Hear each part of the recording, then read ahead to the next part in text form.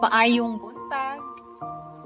Sa nasod sa luwas, ang kahayag ni Danag, ug ang hingpit nga kangitngit gihinginlan sa buhi nga paglaom. Ang kahayag sa gugma sa Ginoo ni Danag pinaagi sa iyang pulong, ug ang kinabuhi sa mga magtotoo iyang gibag-o. Nasinati sa luwas ang kapiltihan sa sala pinaagi sa pagtubos ni Hesukristo diha sa cross ug sa iyang mahimayaon nga pagkabanhaw. Himaya sa Ginoo karon nga adlaw ug hangtod sa kahangturan. Unsa ang akong gipasabot sa nasod sa luwas? O kinsa ang nahisakop sa nasod sa luwas? Ang tubag naa sa 1 Peter 1:18-21. Nasayran usab ninyo kung unsa ang gibayad aron kamo maluwas gikan sa panginabuhi nga walay pulos nga inyong napanunod sa inyong mga katigulangan. Ang gitubos kaninyo dili mga butang nga mawala, sama sa bulawan o plata, kundili ang bililhon nga dugo ni Kristo. Sa wala pa mamugna ang kalibutan, gipili na sa Dios si Kristo nga mahimong atong manluluwas. Karon, nagkaduol na ang ulahing mga adlaw o gipadayag na siya sa Amahan. Gibuhat niya kini alang kaninyo. Ug pinaagi kang Kristo, nagatuo kamo sa Dios nga Amahan, nga mao ang nagbanhaw ug nagpasidungog kaniya.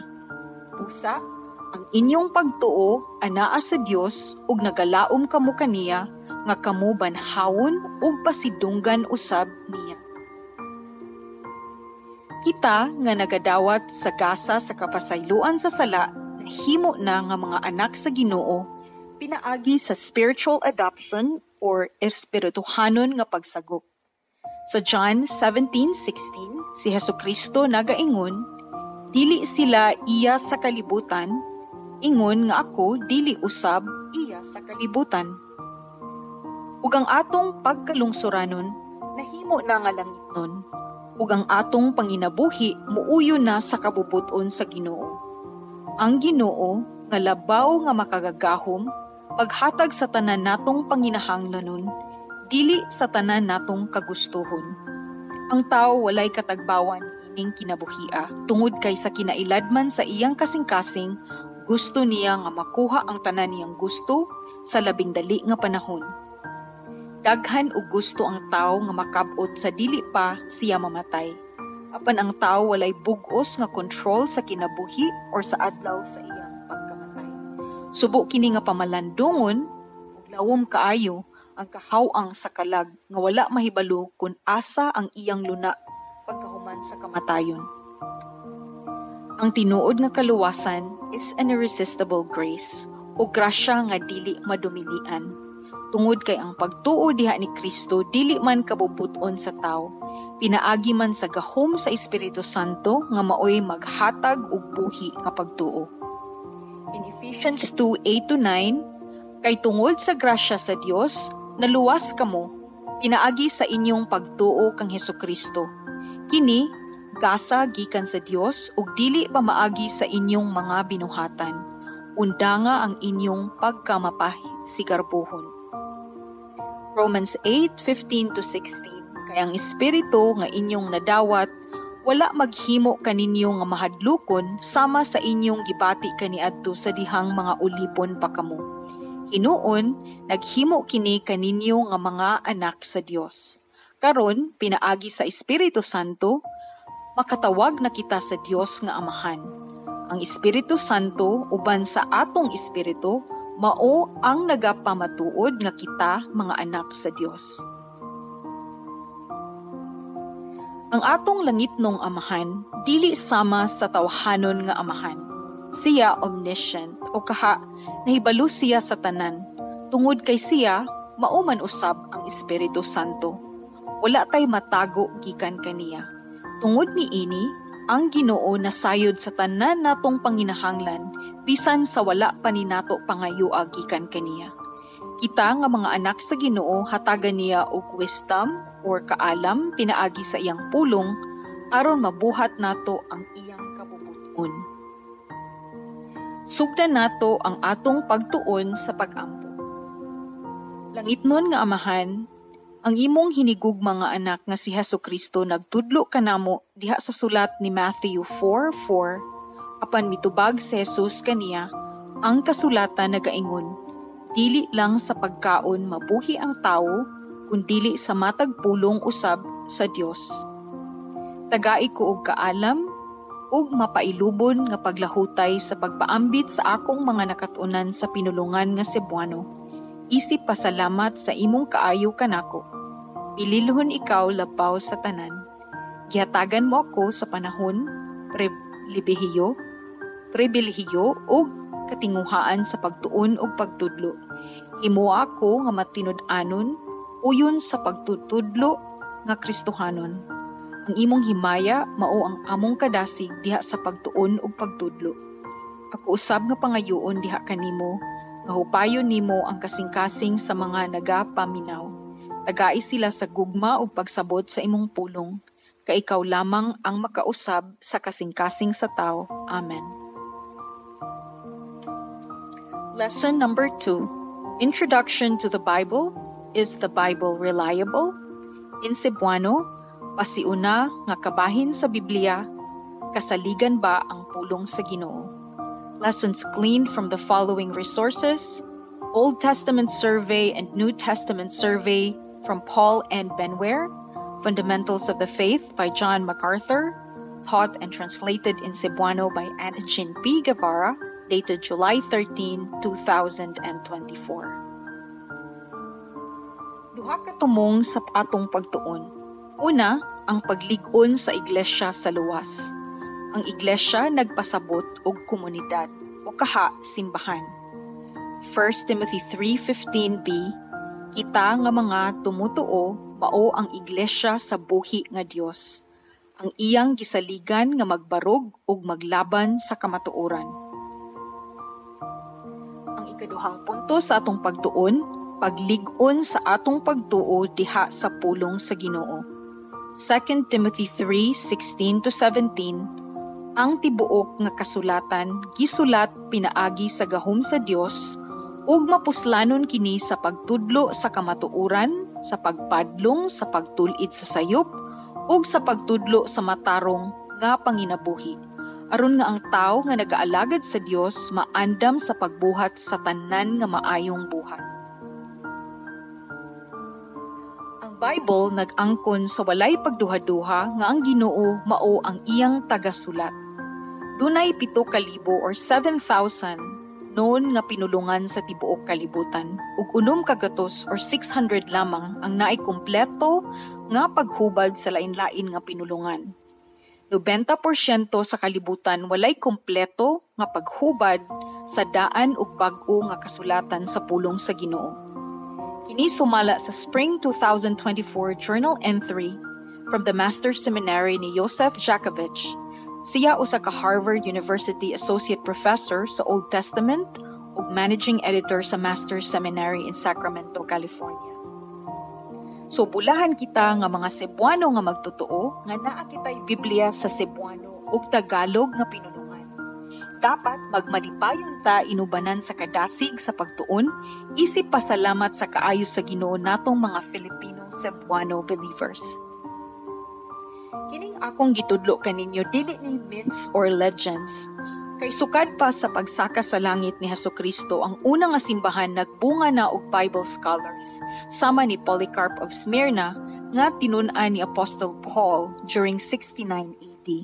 Si Polycarp naausab siya'y mga tinun-an nga nagpadayon pagtuon og pagtudlo sa Biblia, sama ni Irenaeus ug Tertullian. Ang kapanahunan sa Age of Reformation nagsugod sa Europe around 1300s to 1500s ug nagbunga pa og mas daghan nga mga Bible scholars. Usa lamang ako sa taas nga linya sa mga Kristiyano nga nagtuon ug nagtudlo sa Biblia tungod sa among gugma sa Ginoo. Produkto ako sa mga kakugihan ug matinud-anon nga magtutudlo sa Biblia, both sa Pilipinas pa ug dinhi nga naa ako sa United States of America. Hisay ra kini una. Ang karaan nga kasulatan or Old Testament pagsaysay kung giunsa pagbuhat sa Ginoo ang kalibutan sulod sa unom ka adlaw ug sa iyang pag-andam sa nasod sa Israel Og sa mga Jews or Hudeo, isip iyang pinili nga nasod kung diin magagikan ang Messiah or manluluwas sa tibuok kalibutan. Hinumdumi ang Old Testament nagsaysay nga pinili ang Israel nga nasod sa Ginoo. Deuteronomy 7:7-9. Gipili kamo sa Ginoo o gihigugma dili tungod kay mas daghan kamo kaysa ubang mga katawhan. Kay kamo paman gani ang pinakagamay sa tanan. Gipili niya kamo tungod sa iyang gugma kaninyo. O ginatuman niya ang iyang gisaad sa inyong mga katigulangan. Mao gani nga gipagawas niya kamo sa Ehipto, pinaagi sa iyang gahom, o giluwas sa pagkaulipon sa Faraon nga hari sa Ehipto. Hinumdumi ninyo nga ang Ginoo nga inyong Dios mao lang ang Dios.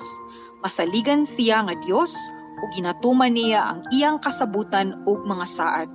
Higugmao niya ang mga nagahigugma kaniya ug nagatuman sa iyang mga sugo. So kinsa man ug asa nagsugod ang nasod sa Israel? Ang ilang mga katigulangan mao ang 12 ka anak ni Jacob or Jacob, ug ang ilang apuhan mao si Abraham ug Sarah, ug ang ilang pagsugod sa banay atong mabasa sa libro sa Genesis 11 hangtod sa chapter 50 of Genesis. Hisayri kini ang ikaduha ka punto nga ang bag-o nga kasulatan or New Testament pagpadayag sa kinabuhi sa Messiah or manluluwas, ang pag-abot sa anak sa Dios nga si Hesukristo. Kini gidokumento sa iyang mga apostoles or eyewitnesses o kaha mga saksi sa iyang pagkinabuhi sa sulod sa 30 or 33 ka tuig. Sila saksi sa iyang pagkamatay ug pagkabanhaw ug kini ilang gisulat. Nahisukip usab sa bag-ong kasulatan or New Testament ang mga sulat sa apostoles ngadto sa nagkalain-lain nga simbahan nga gisugdan nila human misaka si Hesukristo sa langit. Kini nahisulat sa libro sa Acts 1-2 hangtod na sa ika-28 nga chapter sa libro sa Acts. So diha sa bag-ong kasulatan, relasyonan kita sa Ginoo kabahin sa iyang anak nga si Hesukristo.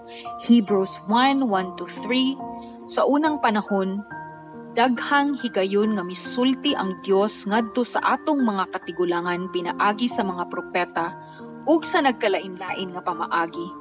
Apan niining ulahing mga adlaw nagsulti siya kanato pinaagi sa iyang anak.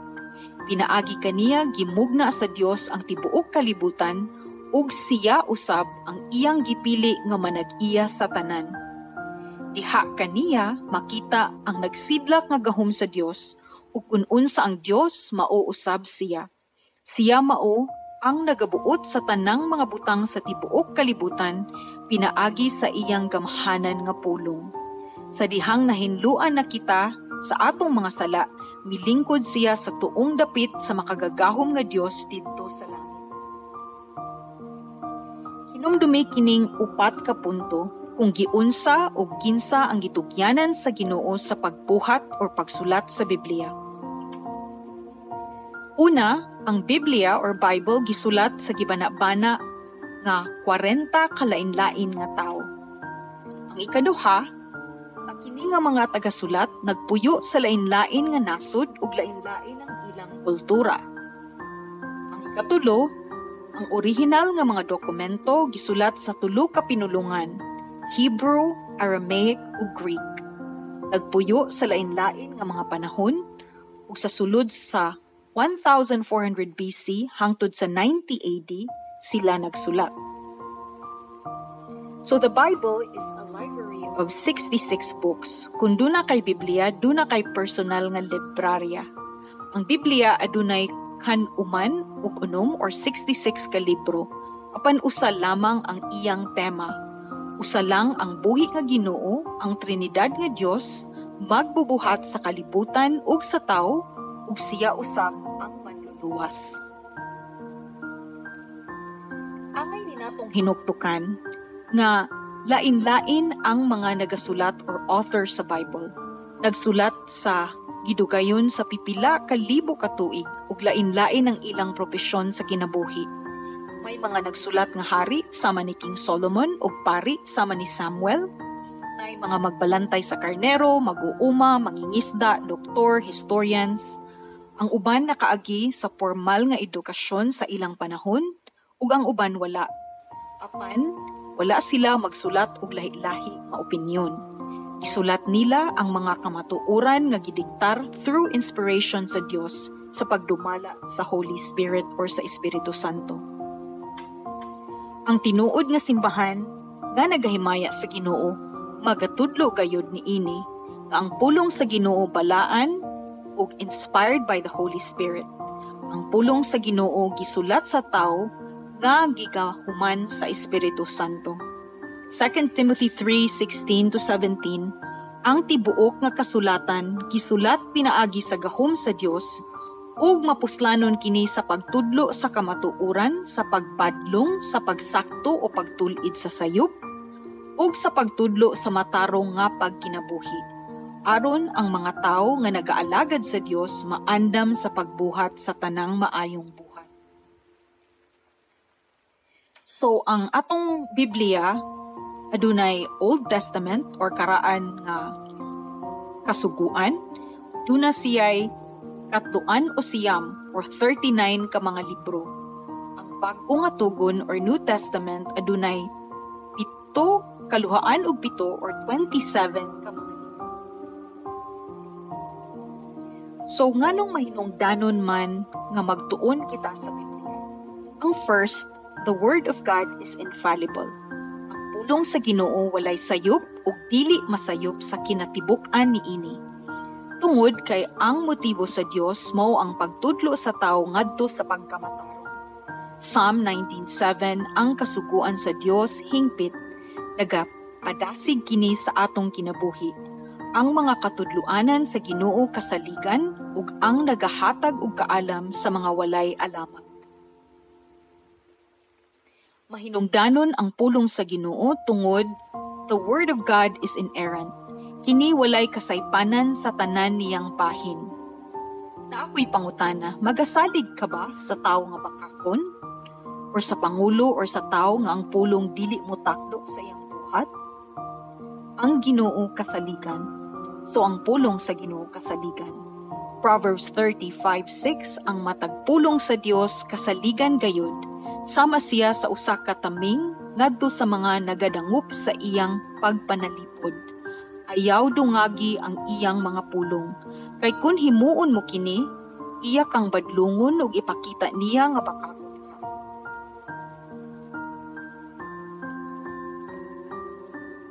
Ang third punto nganong kinahanglan tun-an ang pulong sa Ginoo is the Word of God is complete. Kompleto na ang pulong sa Ginoo. Unsa man ang makuha sa Dios sa pagukod niya sa tao, nga sa iyang kaugalingon, hingpit naman siya. Pagbantay kamo, therefore, sa mga magwawali or social media influencers nga nagtudlo sa ilang opinion or philosophies kaysa pulong sa Ginoo. Sa Revelation 22:18-19, ako si Juan, nagapasidaan gayud sa matag usa nga naminaw sa mga panagna nga gisulat dinhi. Si bisan kinsa nga magdungag sa mga gisulat dinhi idungag usab sa Dios sa iyang silot ang mga katalagman nga nakasulat dinhi niining libro.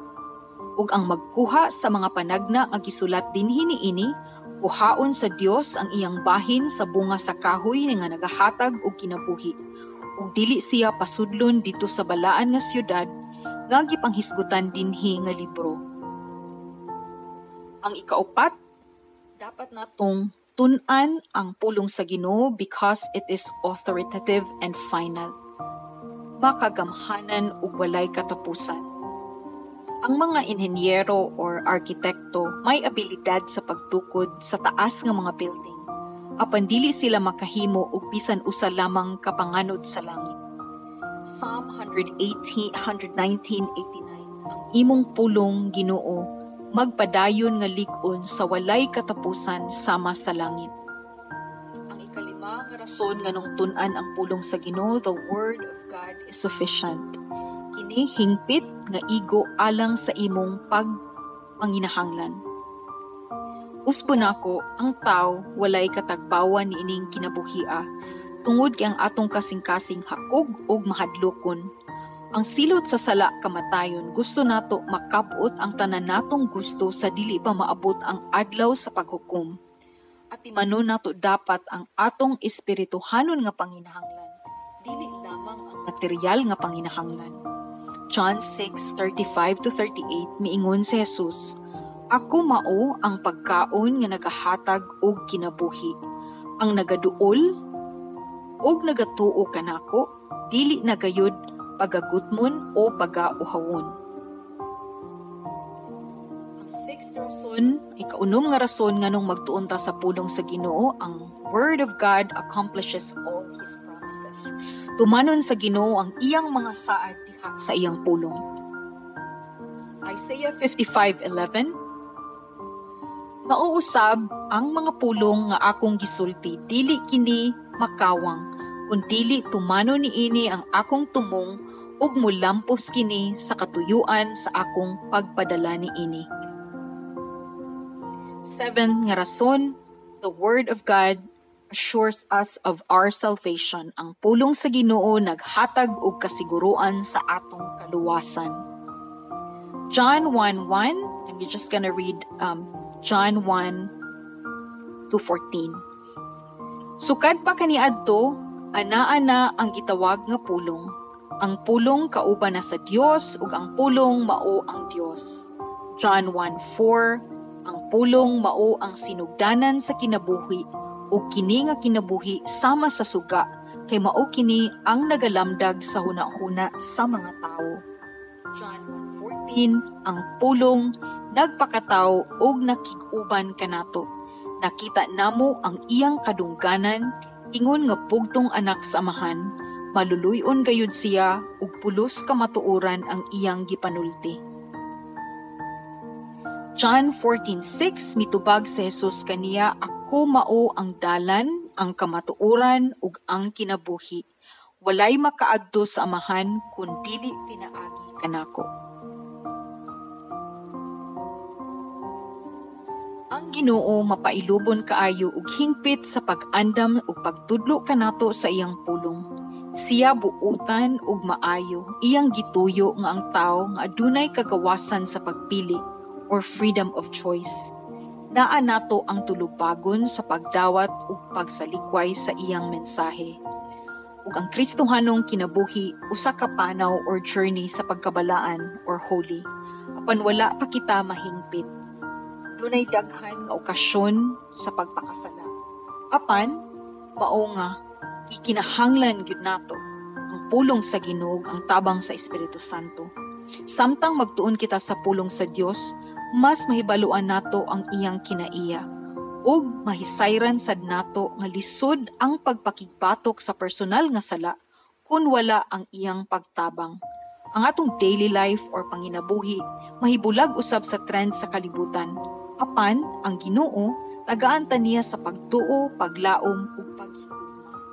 Ug kini nga kadipay nga nahisentro kang Hesukristo, kalipay nga dili gyud lumalabay. Mga higala, sa panahon sa pagsulay or kalisod or even sa panahon sa pagkaapunan siya, dapat dili ta mawagtang sa kadasig sa pagtuon sa Biblia. Magbunga ra gayud kini sa gitakda nga panahon sa Ginoo. So let us be prayerful, maalampuon, be patient, ug be cheerful. Kadasig, magpapailubon nga pagtuon.